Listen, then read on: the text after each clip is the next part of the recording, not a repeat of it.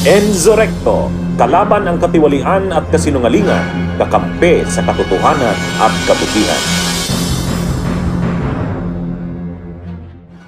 Wala daw panlilinlang itong si Marcoleta. Ayon po sa kanya, ang lakas ng loob niyang sabihin ito nang kumprontahin niya itong si Attorney Enzo Recto. Well, wala nga ba mga kabunyog? Itong sinabi niya, hindi ba ito panglilinlang? Mga kabunyog, panoorin po natin ito. At sabihin ninyo po sa akin kung sino talaga ang tunay na fake news at manlilinlang. Mr. Chair, there's also the Chair, angle. clarification lang muna. Chairman Congressman Marcoleta. Director, kasi sinabi mo kanina, we must empower our people. Tama naman yun. We have to enlighten our people because if our people are able to distinguish what is fake and what is true, sila lang, they can always repel. Maski na konting tulong lang eh. Halimbawa kanina, sabi ni Chair Dan, ang problema natin is the West Philippine Sea, sabi natin, ano. But sinong agency ng government ang nag-empower sa ating mga kababayan para malaman nilang complications ng West Philippine Sea? Isipin po natin, sir, there is nothing as West Philippine Sea. Wala po yun. That is a creation by us. Sa totoo lang po, kahit nabasahin mo yung ating mapa or what, there is no West Philippine Sea. Ang West Philippine Sea, yun po yung area na kiniklaim natin, ito yung exclusive economic zone. The complications of the West Philippine Sea has not been explained to our people. Kaya po, nagiging vulnerable tayong lahat eh. Ang sinasabi nila, inoccupy daw ng China ang ating territory. Sir, sa totoo lang po, if CICC and other agencies would cooperate with one another to empower our people, to educate them all, wala pong madideceive kahit ano pang gawin ng China. Kasi alam po na, we are all claimants dito po sa panig ng South China Sea. Several of us, Philippines, China, Vietnam, hindi po natin alam ang Vietnam has the most features occupied in the South China Sea. They had 22, China is 14, tayo, 8, Malaysia, 14, Taiwan, 1. Pero po, kaya po nagsimula dito, yung mga tao natin, mga kababayan natin, kahit na pong i-feed mo sa kanya, akala niya yung totoo because we were unable to educate them. We have not enlightened them as to the complications of the South China Sea. What is the South China Sea? Di ba? So, doon po tayo magsimula. Ngayon, magdi-discuss tayo. We will repel this. Mahirapan din po eh. So nagiging biktima po lahat ang kababayan natin. Kahit na po dito sa ating kapulungan ngayon, hindi pa nila alam kung ano-ano po ba inoccupy ng China. Hindi po territory ang issue in the South China Sea. Ang issue dito is our maritime rights. The maritime rights designated by our exclusive economic zone. These are not territories under public international law. So, kailangan po tayong mag-educate. Tama po kayo sa premise nyo kanina, but until and unless you are able to educate our people on the complex issues surrounding the South China Sea, pare-pareho tayo pong mabibiktima. So yun muna, Mr. Chair. Maraming salamat, Congressman. I agree with you. But with all due respect, the policy of the government about the West Philippine Sea must be followed by all of us. Because people governing this country is elected by the people, and having a policy like what was delivered by the Coast Guard of this country, we have to adhere with that. Walang West Philippine Sea. Yan pong giniit ni Sagip Party List Congressman Rodante Marcoleta sa pagdinig ng Kamara tungkol sa fake news. Pero ang payag niyang yan, hindi nagustuhan ng Philippine Coast Guard. Sa pagdinig sa Kamara tungkol sa fake news, may nasitang pahayag si Sagip Party List Representative Rodante Marcoleta mula sa kanyang kapwa mambabatas. Tungkol ito sa mga di umano'y maling impormasyong kumakalat online kaugnay sa West Philippine Sea. Para sa kanya, wala naman daw West Philippine Sea. Sinong agency ng government ang nag-empower sa ating mga kababayan para malaman nilang complications ng West Philippine Sea? Isipin po natin, sir, there is nothing as West Philippine Sea. That is a creation by us. Sa totoo lang po, kahit nabasahin mo yung ating mapa or what, there is no West Philippine Sea. Giit ni Marcoleta, kailangang mabigyan ng tamang edukasyon ang mga Pilipino sa mga issue sa anyay South China Sea.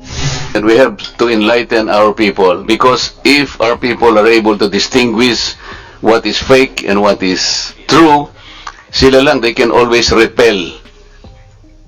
Maski na konting tulong lang eh. Ang pahayag na yan ni Congressman Marcoleta agad pinuna ng tagapagsalita ng Philippine Coast Guard na si Commodore J. Tariela. Maituturing anya itong disservice at kahihiyan. Binigyang diin din ni Tariela ang minsang sinabi ni Pangulong Bongbong Marcos na ang West Philippine Sea ay hindi kathang-isip at ito ay sa Pilipinas. Panahon ni dating Pangulong Noynoy Aquino nang umpisahan ang paggamit ng West Philippine Sea sa lahat ng official communications ng gobyerno bilang tugon ito sa panghihimasok noon ng mga barko ng China sa exclusive economic zone ng Pilipinas. October 2012 nang lagdaan ni Aquino ang isang administrative order na nagsusulong ng kapangyarihan at karapatan ng Pilipinas na magtalaga ng maritime areas nito. Dito na tinukoy ang West Philippine Sea para ilarawan ang bahagi ng South China Sea na pasok sa EEZ ng bansa. Yan mga kabunyog, narinig po natin itong kanyang sinabi. Na walang West Philippine Sea at ito ay isang kathang-isip lamang at wala daw ito sa mapa ng Pilipinas. Grabe mga kabunyog, ito yung literal na tuta ng China. Tatak Duterte ka talaga. Ngayon mga kabunyog, sino ngayon ang nanlilinlang? Di ba itong mamang nakawig na ito? Di ba malinaw sa kanyang sinabi, walang West Philippine Sea? Ipinapakita niya dito na, huwag tayong maniwala na sa atin itong teritoryo. At pinipilit niyang paniwalain ang ating mamamayan na hindi sa atin yun. So Marco Beta, kung walang West Philippine Sea at hindi sa atin yun, kanino ito? Sa China ba? Ganun ba ang ibig mong sabihin? Grabe ito mga kabunyog. Tatak Duterte talaga itong taong ito. So mga kabunyog, di ba isang panglilinlang iyon sa ating mamamayan? Kayong mga supporter nitong taong ito, payag ba kayong ang ating teritoryo ay kamkamin at angkinin ng China? Kung itong si Marco Beta ay hindi naniniwala sa West Philippine Sea, ibig sabihin ay kontra siya sa paniniwala ng ating Pangulo. Dahil mismong si PBBM, sinabi niya na hindi kathang-isip ang West Philippine Sea. In our international relations, we have faced challenges to our territorial sovereignty, and we will assert our rights and interests in the same fair and pacific way that we have always done.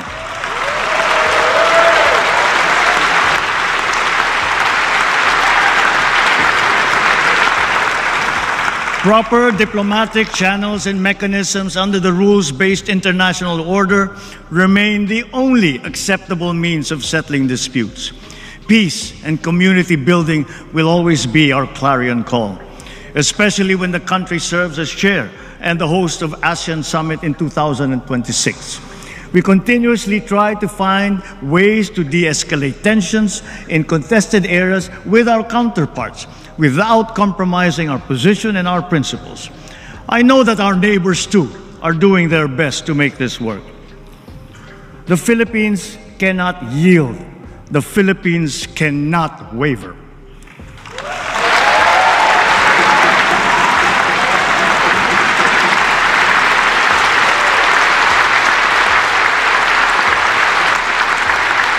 We are now more conscious as a people and strategic in heightening our aerial and maritime domain awareness. We are continuing to strengthen our defensive posture, both through developing self-reliance and through partnerships with like-minded states. Ang West Philippine Sea ay hindi kathang-isip natin lamang. Ito ay atin. Ito ay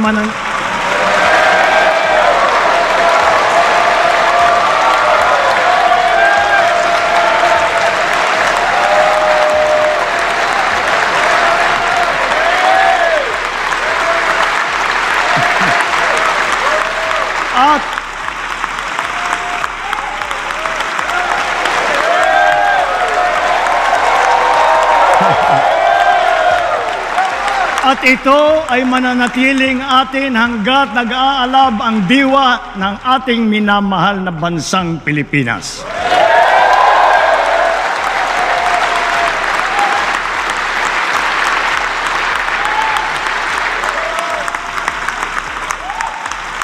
Pagtitibayin at palalaguin natin ang kamalayan at kaalaman ng buong bansa at titiyakin na maipapasa natin ito sa kabataan at ating susunod na mga salinlahi.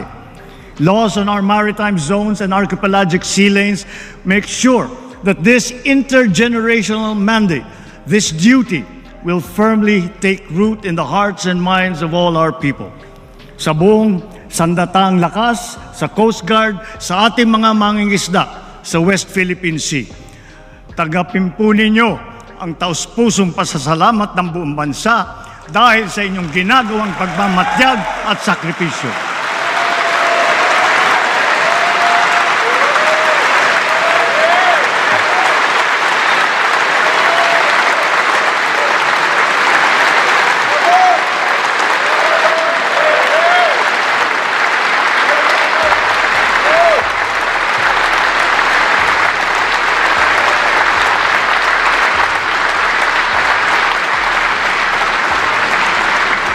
Yan mga kabunyog, narinig po natin itong sinabi ni Pangulong Marcos Jr.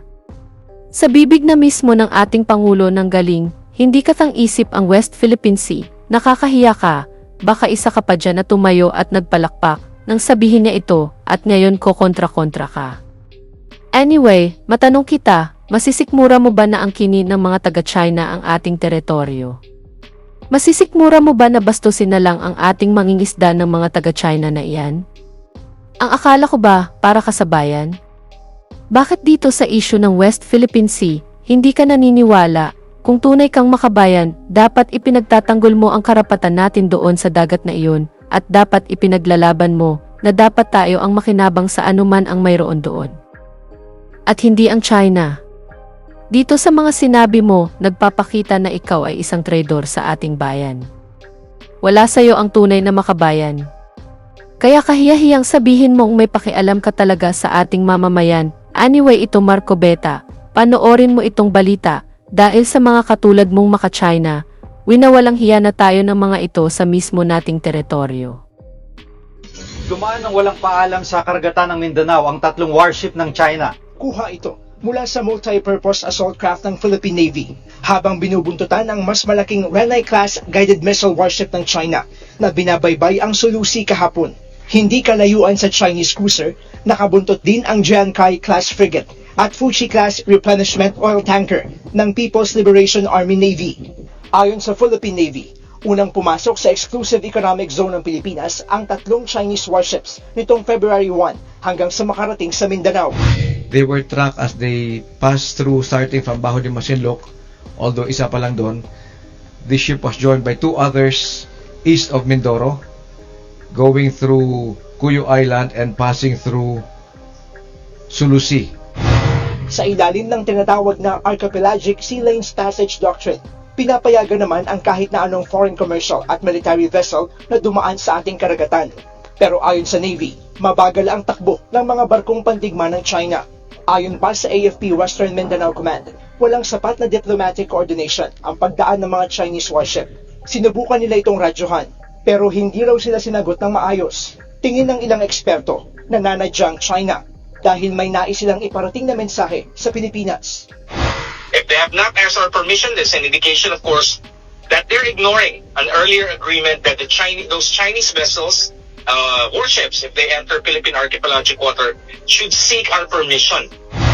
Batay naman sa huling monitoring ng Philippine Navy, nasa layong 120 nautical miles na mula sa Basilan ang tatlong Chinese warships. Yan Marcoleta, napanood mo naman ang ginagawa ng China sa atin. Halos malapit-lapit na sa pangpang ng lupain ng Pilipinas, naglilibot at nagmamanman. Ang nakakabastos nito, bakit gumamit sila ng warship? Bakit tinatakot ba nila tayo? Anong ibig nilang sabihin? Na matapang sila at tayo ay walang kwenta. Pangbabastos na ito sa ating soberanya mga kabunyog. Yan Marcoleta, ang dinidepensahan mo. Kahiya-hiya kang maging isang tunay na Pilipino. Hay naku! So mga kabunyog, sino ngayon ang tunay na manlilinlang? Kayo na po ang humusga. Anyway, dito na lang po ang aking topic. Mabuhay po tayo mga kabunyog. Bunyog, bunyog, halikan na kasama ka. Bunyog, kapag buklod ay may pag-asa. Luzon, Visayas, Mindanao, isa ang pananaw. Sa bagong Pilipinas ang bunyog isisigaw. Bunyog.